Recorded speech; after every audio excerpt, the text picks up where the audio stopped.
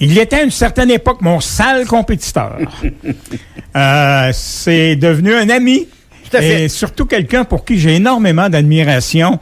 Non pas comme ex-animateur de radio. Non, évidemment pas. On n'avait aucune espèce de respect l'un pour l'autre, ce qui est faux. Mais pour le travail que tu as entrepris pour t'occuper de gens qui ont vraiment des besoins extrêmement particuliers. Ouais. Emmanuel, moi je t'appelle Manu Rodrigue. Oui, c'est correct. C'est comme ça que tu es connu partout ici à Saint-Georges. Tu t'occupes de l'AIS, tu es directeur général de l'AIS. Sartigan, qui travaille en autisme et en déficience intellectuelle depuis 1988, donc environ 40 ans. Gens qui ont une déficience intellectuelle, trouble du spectre de l'autisme de 2 à 85 ans, incluant à travers ça des gens qui sont polyhandicapés, donc qui ont 2, 3 ou 4 handicaps, là, un fauteuil motorisé avec une déficience intellectuelle, ben on en retrouve chez nous également. Et depuis que tu as pris la direction en 2015, je crois, est-ce que la clientèle est en diminution ou augmente? C'est une augmentation incroyable. J'ai pas le chiffre exact, là, mais j'ai envie de te dire, Gaston, que la clientèle et les besoins ont doublé dans les 10 dernières années. La comparaison que je donne, c'est juste dans le dernier mois, on a eu un nouveau membre, donc une nouvelle demande à tous les jours d'une nouvelle personne. Il y a de plus en plus de diagnostics en bas âge, notamment en autisme, et ça paraît. Puis il y a des nouveaux arrivants aussi qui arrivent avec des enfants qui ont des besoins particuliers. Ça s'intègre également dans cette nouvelle mouvance-là, mais les services ont officiellement, je dirais, doublé depuis une dizaine d'années. T'as combien de personnes pour s'occuper de tout ce monde-là? Selon la période de l'année, on a tout au long de l'année, je vous dirais, possiblement une équipe permanente de 7 employés à temps plein et une équipe de 24 à 25 temps partiel qui s'ajoute avec nos services de soir, fin de semaine. Et l'été, avec notre camp d'été, on arrive à 31 personnes à temps plein, grosso modo. Faut comprendre que notre camp d'été, on accueille jusqu'à 75 personnes quotidiennement. Les besoins sont variés d'un individu à l'autre, ce qui fait que il y a des gens qui viennent qui ont besoin de 1 pour 1, donc une intervenante pour une personne pendant 7h30 de temps parce que les besoins sont plus grands. Donc, pour 75 personnes, on parle de grosso modo une équipe de 25 autour d'eux. Là. Si on parlait de tranche d'âge, quelle est la clientèle où vous retrouvez, vous avez le plus gros de votre clientèle dans quelle tranche d'âge? Bien, ça aussi, c'est impressionnant puisque quand moi, je suis arrivé à l'AIS, des enfants, il y en avait très, très peu. On avait vraiment une clientèle qui était davantage adulte et je dirais maintenant que plus de 50% de nos membres ont 18 ans et moins et une grande partie qui ont 12 ans et moins, qui ont 6-7 ans. Le camp l'été, là, quand je suis arrivé, on avait 1 ou 2 enfants. Maintenant, il est majoritairement enfants. Donc, la clientèle s'est également renouvelée et de plus en plus de jeunes membres qui fréquentent nos services, qui demandent évidemment de courir, de bouger. Ça prend plus de place qu'un adulte un peu plus sédentaire qui aime se bercer. Ouais, c'est pas le même défi. Et qu'est-ce qu'on leur donne comme service? Qu'est-ce qu'ils vont chercher chez vous? Il faut comprendre d'abord que c'est des parents qui viennent chercher un répit. C'est la première chose. Si on prend notre service de semaine qui s'adresse aux 21 ans et plus, parce que 21 ans et moins sont toujours à l'école, en termes de statistiques, quand on a acheté la bâtisse dans laquelle on est actuellement en 2015, on avait une entente gouvernementale de 46 présences par semaine. Cette entente-là est montée à 64 2 ans plus tard. Et aujourd'hui, elle est de 64, mais on a ouvert 36 places en parallèle. Donc, c'est de 46 présences semaine pour les adultes. On est rendu à 100 présences semaine, donc 20. Notre local est saturé. On parle notamment de gens de 21 ans et plus qui ont fini l'école, mais qui ont des parents qui continuent à travailler puis qui veulent rester actifs. Avoir un enfant handicapé à la maison puis travailler, ça peut être un défi. Donc, on permet à ces familles-là de, oui, avoir un répit, mais de vaquer à leur occupation professionnelle. Si on prend la fin de semaine, ben là, la fin de semaine, on a notamment nos samedis où on offre des répits de 9h30 à 4h30 à tous les samedis. Il n'y a pas d'hébergement chez nous, là. Okay. Et là, on a de 2 à 80 ans. On a notre local on a des activités de notre local à l'AIS. On loue des locaux en parallèle également pour distinguer parce qu'on a beau avoir 2 à 80, j'ai pas envie que mon enfant de 2 ans soit dans un groupe de 80. Donc, on divise par groupe d'âge et l'été, on a notre camp Notre-Dame-des-Pins où pendant 7 semaines, 8 semaines selon les étés, pendant que l'école est terminée, ben là, on ouvre notre camp, un peu comme un terrain de jeu de la ville, mais très, très adapté, où là, on accueille 75 personnes tous les jours, qui permettra également, si Gaston Cloutier a un enfant handicapé puis qui veut travailler, ben 7 semaines de temps, prendre des vacances, c'est pas toutes les familles qui peuvent se permettre ça. Donc, nous, on vient prendre le relais pendant ce moment-là. On offre des services de garde avant et après la journée aussi. Et là, vous avez fait une acquisition importante. Majeure, puis des travaux qui vont, au total, ça va représenter 1,5 million de dollars. On me dit qu'il y a à peu près le tiers de cette somme-là qui sera réservé à ton bureau de directeur. Dans mon rêve, oui. Ouais, ça serait ça, mais c'est pas comme ça que ça va se passer. Qu'est-ce qui vous a amené à faire l'acquisition, premièrement, de cet édifice-là? Et qu'est-ce que ça va amener de différent de l'ancienne? Ben, il faut comprendre que la bâtisse qu'on a actuellement, on est chanceux, on est propriétaire de notre bâtisse, qu'on a achetée en 2015, a environ 2500 pieds carrés. On est saturé, le centre de jour dont je parlais tantôt, c'est 20 présences par semaine, mais on a présentement des listes d'attente de 5, 6, 7 noms par jour. On peut pas les accueillir faute d'espace. Et on sait que si on avait plus d'espace encore, ben ce 6-7 personnes par jour-là vont probablement peut-être devenir un 10-15 éventuellement parce qu'il y a des besoins. On peut pas accueillir ça dans 2500 pieds carrés. On a notre atelier de bonbons qui était du côté de Saint-Victor. Maintenant, on loue un local dans le secteur ouest. Fait que cette nouvelle bâtisse-là va nous permettre également d'offrir tout ça sous un même toit. Donc, les taxis, les autobus le matin vont tous venir au même endroit. Pour moi, diriger, ben ça sera plus facile aussi d'être au même endroit que diriger 2 endroits différents. Et on passe grosso modo à 10 000 pieds carrés si on additionne la somme des étages. Ça va nous permettre d'accueillir plus de gens, d'offrir plus de services. Tu sais, au sous-sol, on a eu une aide financière, on a acheté des appareils d'exercice, donc il y aura une salle d'entraînement au sous-sol pour nos membres, mais également pour des parents. Tu sais, je donne l'exemple encore une fois. Gaston, tu veux t'entraîner le soir, mais tu as un enfant handicapé de 7 ans qui court partout. C'est un peu dur d'aller au gym. Ouais. Alors que nous autres, amène ton enfant, on va l'asseoir sur un big bag, tu lui donnes une tablette, qui crie, il chante, s'il y a d'autres parents dans la salle, ils vont comprendre ta situation. Puis à la limite, ça va créer une petite conversation entre parents. À l'étage, au rez-de-chaussée, on aura tout ce qui s'appelle notre centre de jour qui peut accueillir, là, selon les plans qu'on a, jusqu'à 48 personnes quotidiennement. À l'étage, on aura notre production de bonbons. Il y a une grande salle à l'avant également qui va nous permettre d'offrir des répits de semaine et il faut que nos gens qui travaillent dînent dans un endroit aussi. Fait qu'on a... écoute, une multitude, puis la bâtisse qu'on a achetée, les gens la connaissent comme étant la maison Courchaine, parce que c'était le dentiste Courchaine qui était installé là pendant plusieurs années, puis c'est d'ailleurs M. Courchaine qui nous l'a vendu la maison.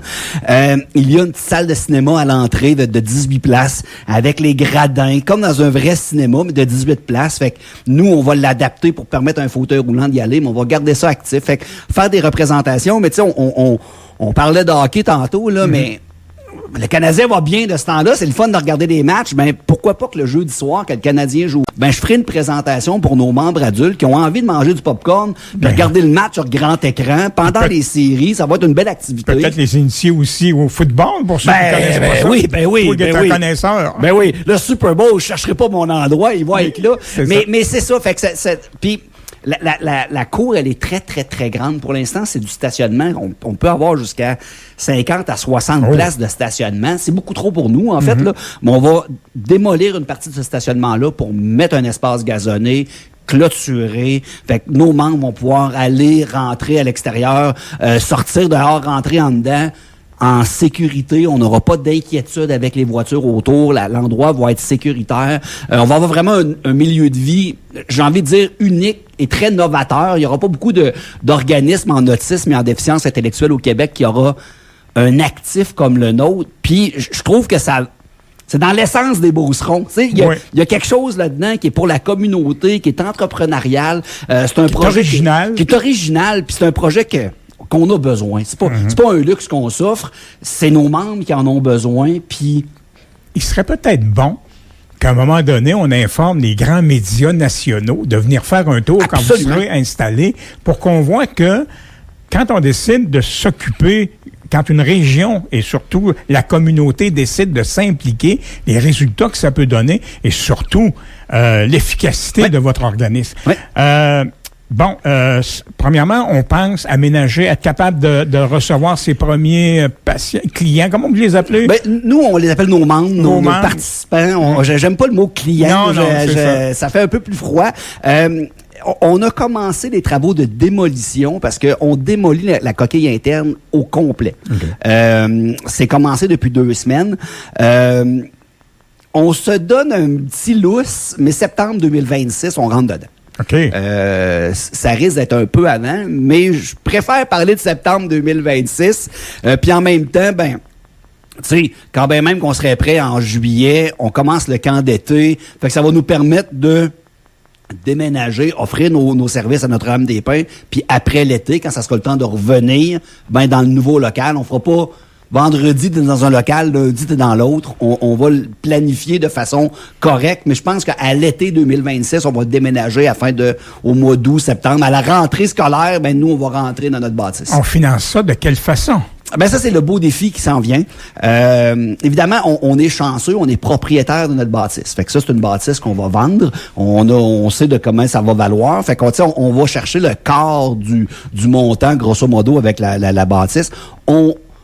On va aller chercher des dons. On a déjà des dons majeurs qui nous ont été annoncés. Là, on a eu 28 000 $ la semaine passée qu'on a annoncé hier par le McDon. Le Club Lyon-Saint-Georges nous a donné un 15 000. On a déjà des dons qui nous ont été offerts. On a une campagne de socio-financement parce qu'on veut que la population s'intéresse à notre projet et donne. Et on va aller voir la caisse, puis on va avoir un emprunt, puis une hypothèque. C'est ça. Je cherche pas à dire je veux que le 1,5 million, je sorte de là sans dette. Ce serait utopique. Si j'y arrive, si on y arrive, je serais heureux. Mais le but, c'est pas ça. On va aller s'asseoir avec la caisse. On a déjà des belles discussions avec eux autres. On avait eu une acceptation de prêt pour une bâtisse dans le passé, mais finalement, on est pas allé de l'avant. Fait qu'on va revenir avec ça. Mais c'est comme ça qu'on va le financer.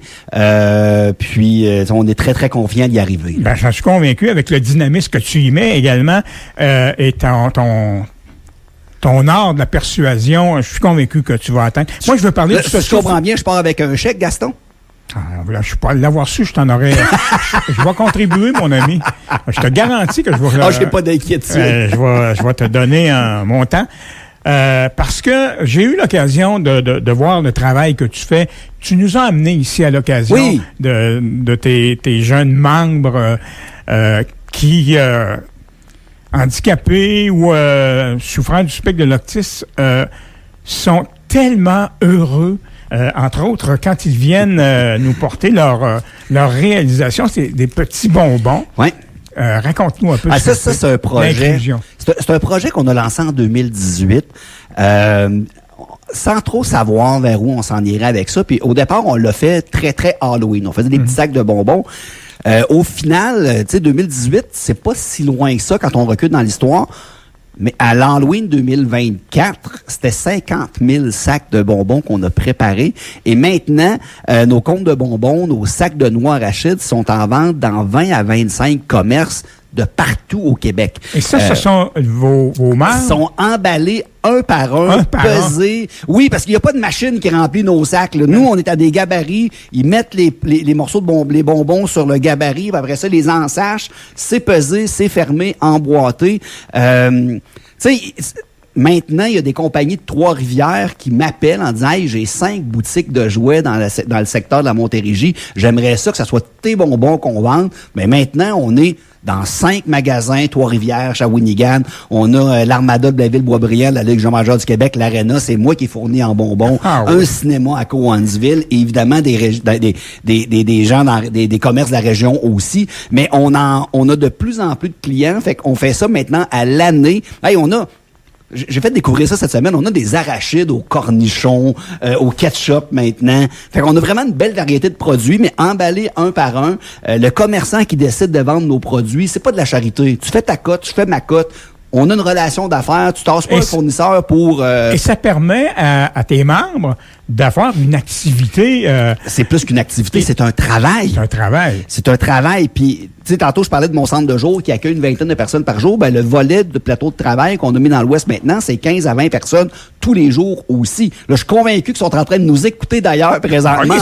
En train d'ensacher les bonbons. Fait que je suis convaincu qu'ils sont en train de le faire. On voit le produit fini si vous nous écoutez. Puis c'est magnifique, c'est bien coloré. Ils sont délicieux en plus. C'est les meilleurs bonbons en ville. J'en suis convaincu. Dis-moi, la campagne de sociofinancement, est-ce qu'on présente un peu le travail que vous faites? Absolument. Bon, comment on peut avoir une idée visuelle ou autrement de ce que vous faites, des membres que vous avez, de leur enthousiasme malgré leur handicap à justement faire... La vidéo qu'on a mis en ligne qui soutient la campagne de financement le démontre, mais l'autre option, là, 418-228-50-21, poste 104, appelez-moi. Okay. On vous fait visiter, moi. Ouais, OK. Tu sais, je vais vous faire visiter, moi, vous les montrer. Moi, vous montrer ce que nos intervenants, autant à notre centre de jour, autant à notre plateau de travail. Vous voulez voir le samedi comment ça se passe? Nous voir. Ça va me faire plaisir de le faire. Puis, ça va faire partie de la sensibilisation qu'on fait avec la population. Mais vous allez voir une chose extraordinaire. C'est des sourires, du bonheur. C'est pas toujours facile ce que les intervenantes de l'AIS font, là, je le dis, là, tu sais, des crises d'un enfant autiste qui donne des coups, qui graffine, qui donne des coups de tête, ça arrive. Mais quand ça arrive à nous, on se dit, le parent, lui, à la maison, là, c'est 365 jours par année, 24 heures sur 24 ou presque. Fait que le break qu'on peut lui donner, on est heureux de le faire.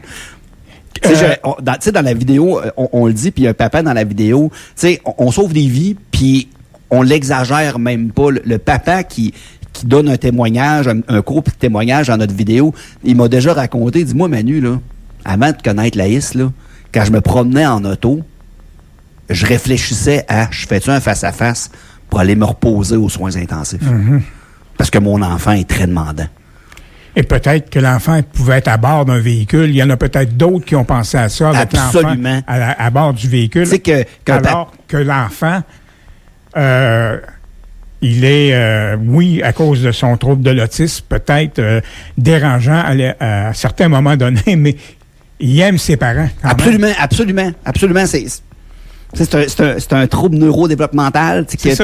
Ça t'amène des difficultés. T'sais, ce même papa-là me disait, écoute, moi et ma femme, on a pensé se séparer. On s'aime. Mais en ayant se séparé, on aurait eu une semaine de répit sur 2 avec une garde partagée. C'est des situations extrêmes pour un problème où vous êtes capable d'intervenir. Exactement. Et garder la famille unie, faire en sorte que l'enfant soit... si les parents sont heureux ou moins fatigués, c'est sûr que l'enfant bénéficie. Puis, tu as souvent d'autres enfants aussi. Oui. Fait que le temps que tu consacres à ton enfant handicapé, tu donnes un petit peu moins de temps à tes autres enfants. Fait que d'avoir une journée, 2 jours, un été de répit pour te permettre de passer du temps de qualité avec tes autres enfants, ben ça aussi, ça n'a pas de prix. C'est quoi le camp de jour? Comment ça fonctionne? Écoute, c'est inscription à la carte. Tu peux venir une journée, 3 jours, tout l'été si tu veux. C'est 9h30 à 4h30 9h à 4h tous les jours, mais c'est comme un terrain de jeu de la ville. Okay. On a des petits groupes, puis nos intervenants n'ont pas le même groupe tout l'été. On se promène, on fait des activités avec eux autres, on fait des sorties avec eux autres. On a une piscine sur place. C'est vraiment des activités extérieures toute la journée, mais dans un contexte très spécialisé et surtout sécuritaire et dans la bonne humeur totale. Comment on fait pour avoir autant d'enthousiasme, autant d'énergie comme tu en développes depuis les 10 dernières années, alors qu'on vit régulièrement avec des gens qui ont de très, très, très gros problèmes? On puise notre passion dans des familles résilientes, puis dans les sourires qu'on cultive tous les jours, puis en s'entourant d'une équipe de travail qui est formidable. Chapeau, mon homme. Merci. Chapeau. Et compte sur moi pour contribuer à la hauteur de mes petits moyens pour faire en sorte que ta gang qui nous amène ces 2 petits sachets de bonbons-là, qu'on peut retrouver... Dans plusieurs... On a beaucoup de clients dans les pharmacies Saint-Georges, Beauceville, Saint-Joseph notamment, Club de golf de Beauceville, de Saint-Benjamin, de Laquette-Chemin. Si vous vous rendez... à l'Entrejouet, à Trois-Rivières, ben sachez que ce sera nos bonbons qui seront là aussi. Sur notre site web, tous nos distributeurs sont affichés, fait que vous pouvez savoir également facilement où on se trouve. Laïs. L-A-I-S. Ah, ouais, le L est apostrophe, fait que c'est AIS Beauce-Sartiguan, puis ça se trouve facilement. Manu Rodrigue, encore une fois, merci d'être passé, d'avoir réussi à nous convaincre de l'importance et la nécessité de ton organisme et de ta présence à la tête de cet organisme-là. La campagne de sociofinancement, j'espère qu'elle va donner plus que vous ne l'espérez. On le souhaite aussi. Et que les gens vont s'y rendre, aller voir ce que vous faites et peut-être même accepter l'invitation que ça va me faire plaisir. Appelez-le, ouais. Il va vous faire un petit tour, il va vous présenter quelques-uns de ses membres et je vous le jure, vous allez être épatés par ce qui se fait. Clairement.